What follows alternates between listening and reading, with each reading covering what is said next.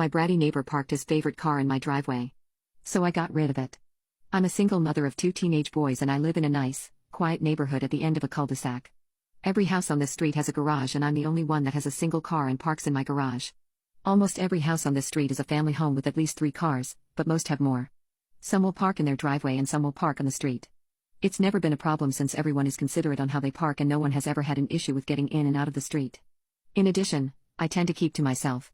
I'm not antisocial and I wave and say hello to my neighbors when I come and go from my home, but usually when I get home, I stay home. So, I say all of this to give you an idea that I'm a homebody and my neighbors pretty much know that when I get home, I stay home. About 6 months ago, the house to my right was sold to a larger family that consisted of dad, mom, and 3 teenagers. The day they started moving in, I made a point to go over to the edge of the property to wave and greet them in order to welcome them to the neighborhood. They were friendly and I was happy to have such nice people to move in next door. Also note, this family used their garage for storage and thus parked their 4 cars in their driveway. I didn't know it at the time, but their youngest son was just months away from his 16th birthday. I received a knock on the door and it was my neighbor, specifically the dad. We'll call him Dad. Dad, good evening, how are you? Me, we're okay. I'm sorry I can't open the door, but my youngest came home from school with a sore throat today and so I'm not sure what's going on with him. How are you and how can I help?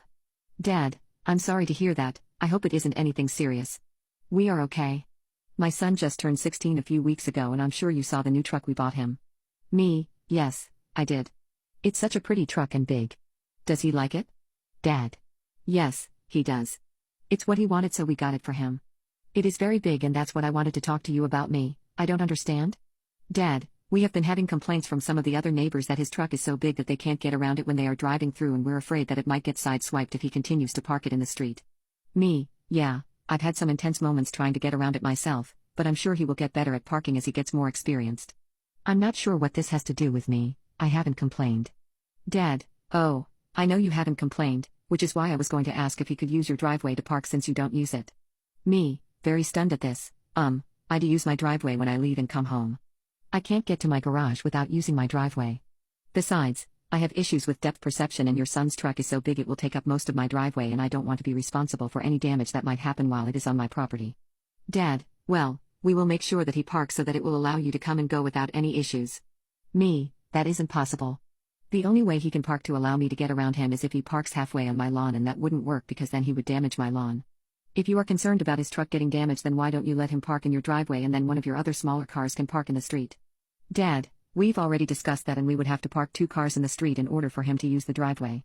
It would be very easy for him to park in your driveway and I can assure you that it will not be an inconvenience to you. You don't even use your driveway. Me, I'm sorry, but the answer is no. I'm not going to be responsible for his vehicle on my property and I need to be able to come and go without worrying about someone else's property. Dad, very upset at this point, you are not being very neighborly. I thought you were a nice woman. You don't use your driveway and this would benefit the whole neighborhood. Me, losing my temper at this point, listen, I told you no and I do use my driveway every time I pull into my garage and every time I leave. I'm sorry you don't have enough parking for all your vehicles, I'm sure it's frustrating, but it's not my problem that you decided to buy a vehicle that didn't fit your property. Now, while I also find it irritating to try to navigate the road with that truck in the way, it is public parking and so I deal with it. I will not have anyone else's vehicle parking on my property. Now, if you don't mind, I have a sick kid and need to get back to him. Have a good day. With that I closed the door and then looked out the peephole and saw him give me the bird before he turned to leave.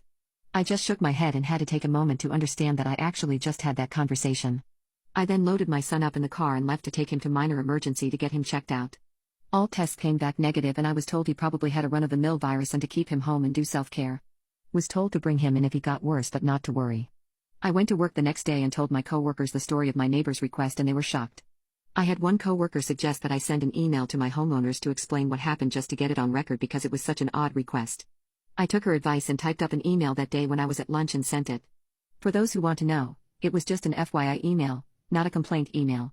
It basically stated that my neighbor made a request to park on my property and when I declined, he got mad at me and I wanted it on record just in case anything ever happens. So very glad I did. So, Friday comes and my youngest son has been home sick since Tuesday afternoon. When I got home Friday evening, I checked him and he had begun to run a fever and was complaining of several other things. I had been doing self-care with him since Tuesday and he didn't appear to be getting any better. Around 7 p.m., I decided to take him back to minor emergency and loaded him up in the car. I opened my garage door and I was absolutely shocked to see that very big F-350 sitting in my driveway, blocking me. I can't describe to you how angry I was to see that vehicle sitting there. Now, before anyone starts asking me how I didn't know it was in my driveway, it's because my street is very busy and cars are coming and going all the time, and unless someone knocks on my door, I don't bother watching every vehicle that drives up and down the street. The only window that can see my driveway are the ones in my kitchen, and I keep those curtains drawn and never look out of them. So, I get out of my car and stomp over to my neighbor's house and bang on their door. The mother of TH house answers the door, and this is the conversation. Mom, irritated and kind of angry, can I help you?